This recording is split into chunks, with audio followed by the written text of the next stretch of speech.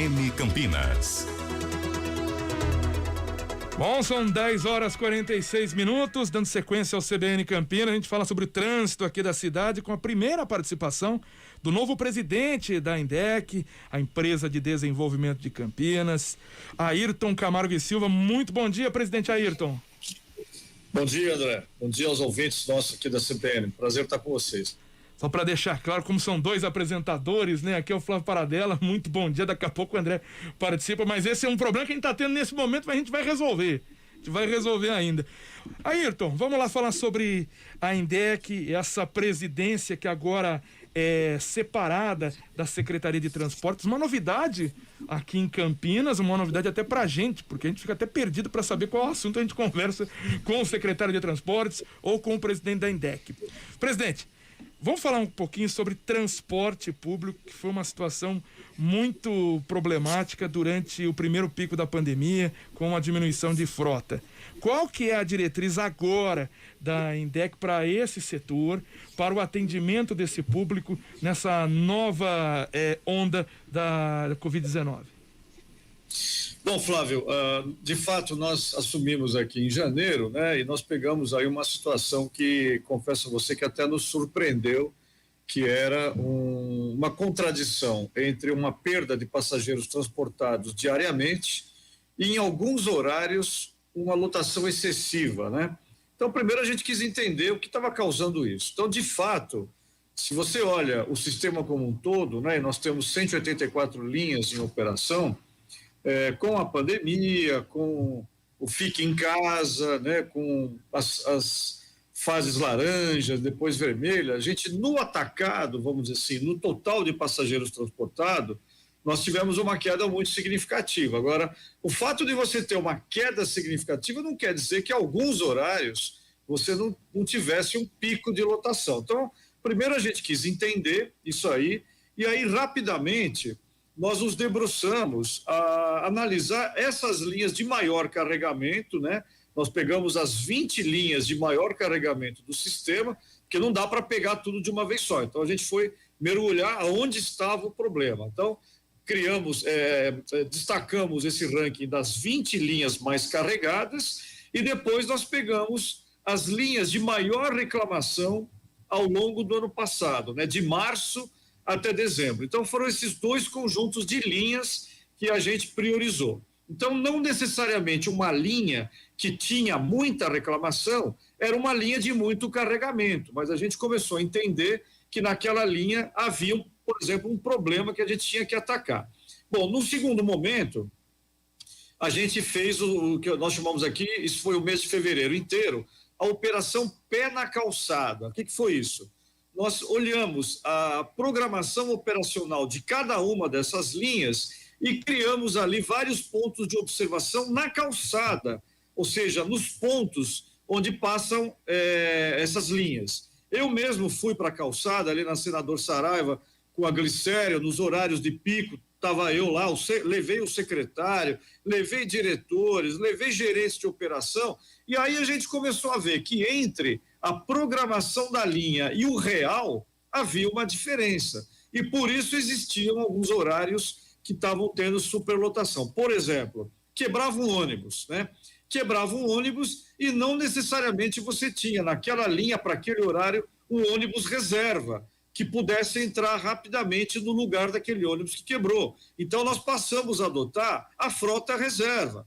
Então essas frotas reservas começaram a ficar à disposição da linha para, numa eventualidade de quebra, rapidamente entrar esse ônibus para suprir aquele problema, né? Não só isso, nós começamos a ver que muitos dos horários estavam subdimensionados. Então, ao invés de um carro naquele horário, mereceria colocar dois, para a demanda melhor se distribuir. Então, esse foi o ajuste que a gente rapidamente fez durante o mês de fevereiro, e aí, para você ter uma ideia, né, nós comparamos o nível de reclamação, o número de reclamações que nós tivemos aqui nos canais de atendimento, nos telefones, o 154 e no 118, entre janeiro e fevereiro desse ano, em comparação com o ano passado. E aí nós tivemos um número surpreendente de 47% menos reclamação nesse ano.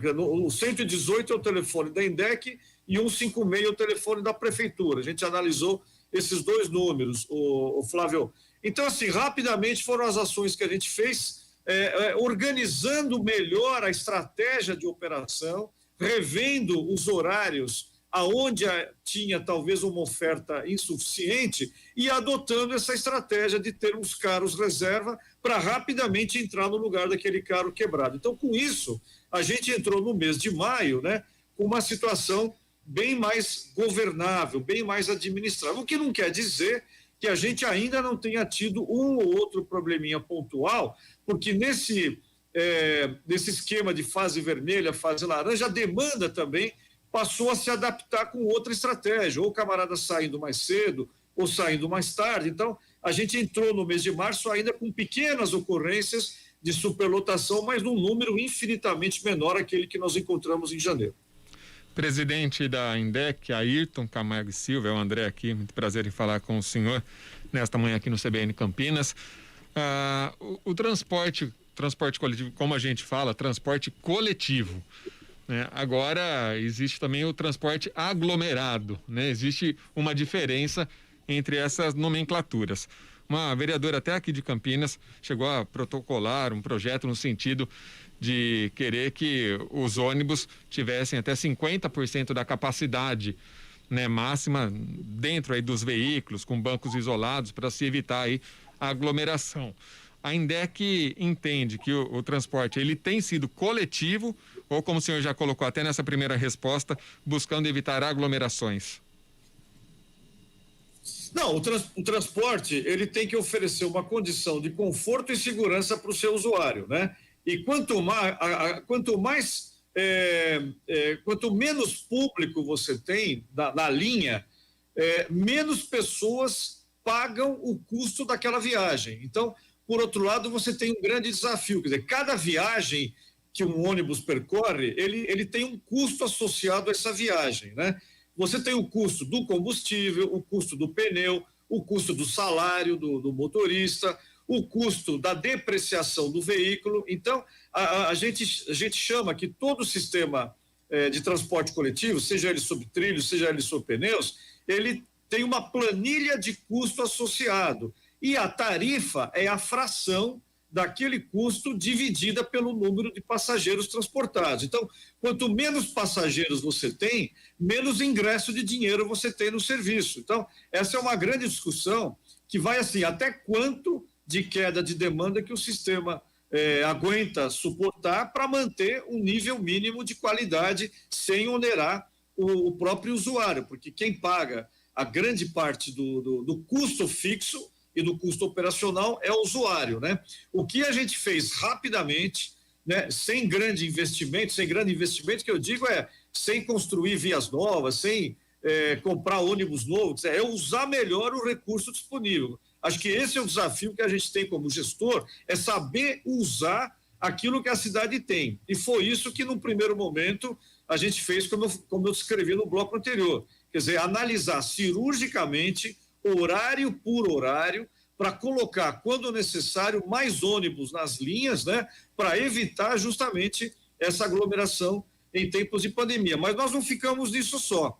Quer dizer, analisamos também a questão das faixas exclusivas de ônibus. E aí eu vou dar um número para você, para os ouvintes também, que é um número que nos impressiona. Campinas tem 4.300 quilômetros de sistema viário, né? Se a gente somar todas as ruas e avenidas de Campinas, dá essa extensão. Aí eu me fiz a seguinte pergunta: desses 4.300, quantos são exclusivos para o ônibus? Ou seja, aonde que o ônibus tem uma pista para chamar de sua, que ninguém interfira na operação? Aí nós vimos que apenas 19 quilômetros, o ônibus tem exclusividade para rodar. E a gente sabe que se você não tem controle sobre a via, você não consegue ter controle sobre o tempo do percurso da linha, e muito menos dos intervalos entre os ônibus. E aí nós passamos a entender por que os ônibus também não têm essa regularidade de quando você chega no ponto, porque qualquer veículo que pare na frente do ônibus, ele retarda a operação do ônibus. E rapidamente nós analisamos agora também em fevereiro quais vias de Campinas poderiam receber faixa exclusiva.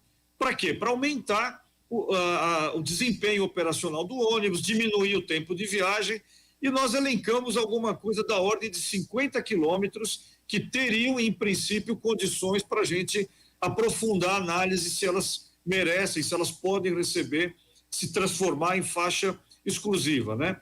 Então, assim, a gente imagina que se pegarmos esses 19 quilômetros que a cidade já tem e agregar mais 50 quilômetros, a gente vai ter uma coisa aí da ordem de 70 quilômetros, que é muito significativo para o sistema de Campinas. Então, resumindo, a gente procurou atuar no curto prazo, que foi analisando cirurgicamente as linhas que estavam com nível de ocupação que a gente considerou inadequado, para ter uma estratégia operacional e amenizar um pouco esse risco de aglomeração. E do outro lado, a gente está trabalhando para que essas linhas de Campinas, essas 184 linhas, se não todas, mas boa parte delas, possam ter, então, faixa exclusiva para ter um desempenho operacional melhor, o André.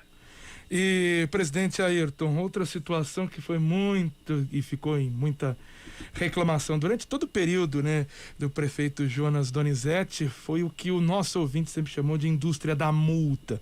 Porque a gente viu um salto desde o começo da administração em 2013 para até 2019, no que a INDEC arrecadou de multas. Se a gente for colocar lá, era algo em torno de 30 milhões de reais e chegando a 2019 a 102 milhões de reais. A gente tem aí no ano passado, né, presidente, por causa da pandemia, uma queda para 77. Mas mesmo com uma pandemia, esse número é bem superior ao que estava lá para 2013. E o ouvinte reclama de pegadinhas, avenidas com velocidades diferentes em vários trechos. Qual é a diretriz, então, para esse setor, para o motorista? Tanto faz o motorista, né, particular, o comercial, o de aplicativo. A primeira questão que eu queria colocar para você, né, assim, a importância que Campinas tem dentre as cidades de porte médio do Brasil, por ter sido a segunda cidade do Brasil a municipalizar a gestão do trânsito. Isso aconteceu ainda na vigência do Código de Trânsito anterior, que são coisas que a gente vai esquecendo, mas são coisas importantes que destacam Campinas entre outras cidades brasileiras. Se você está lembrado, o Código de Trânsito anterior, de 1966, ele dizia que cabia ao Estado, por meio dos Detrans, fazer a gestão do trânsito. E isso foi entendido como um problema para as cidades, porque as cidades não tinham autonomia para elas definirem a sua gestão do trânsito, que vai desde do uso da engenharia, definição de mão e contramão, implantação do semáforo e até a questão da fiscalização. São Paulo foi a primeira cidade que fez isso em 73, criando a CET, e São Paulo inaugura a adoção de técnicas científicas da engenharia de trânsito na gestão do trânsito. Campinas foi a segunda cidade do Brasil, a primeira cidade não capital, a fazer isso em 92. E Campinas, ao municipalizar a gestão do trânsito, implantou os radares. Foi a primeira cidade do Brasil a implantar radar. Para quê? Para estancar uma epidemia de mortandade no trânsito, que as pessoas esquecem. Muita gente ainda em 92 estava no Jardim da Infância, mas em 92, na década de 80, o trânsito de Campinas era um dos que mais matava dentre as cidades não capital.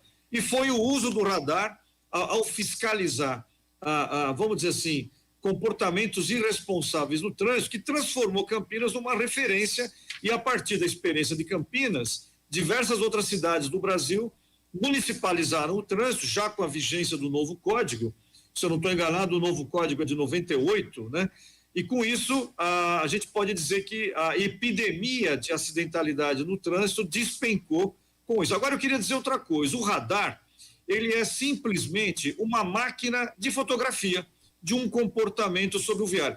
Se você tirou carta, se você fez autoescola, você aprendeu na cartilha da autoescola quais são os limites de velocidade nas diversas vias, na via arterial, na via expressa, na via local, na via coletora. Então você teve que estudar a cartilha de trânsito e lá você aprendeu, para tirar sua carta, qual a velocidade máxima que você deve ter ao usar o viário. E essa velocidade máxima tem que nortear o seu comportamento, independentemente da sua mãe estar do lado, da sua esposa estar do lado, da sua avó estar do lado, de ter guarda ou não na rua. Agora, o que o radar faz é simplesmente registrar o seu comportamento no sistema viário. Apenas isso. O radar ele não faz juízo de valor. O radar é uma máquina fotográfica do seu comportamento. E o seu comportamento como cidadão deveria ser de respeitar a velocidade que você aprendeu antes de tirar a carta, tendo ou não alguém do seu lado, tendo ou não algum equipamento. Então, nós entendemos que a fiscalização do trânsito é justamente para aquelas pessoas que, infelizmente, têm um mau comportamento e que se esqueceram daquilo que aprenderam lá na autoescola de como deveriam se comportar. E é justamente para evitar que pessoas de bem, pessoas inocentes, crianças que estão usando a via e que, porventura, possam ser vítimas desse mau motorista morram ou tenham uma acidentalidade que fique uma sequela para o resto da vida, é que existe a fiscalização. E a fiscalização pode ser humana ou pode ser eletrônica, como no caso dos radares. Presidente Ayrton Camargo e Silva, presidente da INDEC, queria agradecer a participação do senhor aqui no CBN Campinas, a gentileza de atender a CBN. Eu que agradeço a oportunidade, nós estamos à disposição a todos os ouvintes que nesse curto prazo nos ouviram, pode usar os nossos canais aqui para esclarecimentos, estarei sempre à disposição. E lembrar o seguinte, que a gestão do trânsito, independentemente de que cidade for, ela é uma gestão que defende a vida. A fiscalização, a boa regra da engenharia é para defender a vida. E a mobilidade é a nossa ferramenta. E a nossa ferramenta estará sempre a serviço da defesa da vida e da defesa da qualidade de vida dos nossos munícipes. E aí eu agradeço imensamente a oportunidade da CBN em ter aberto esse canal para nós possamos ter essa conversa.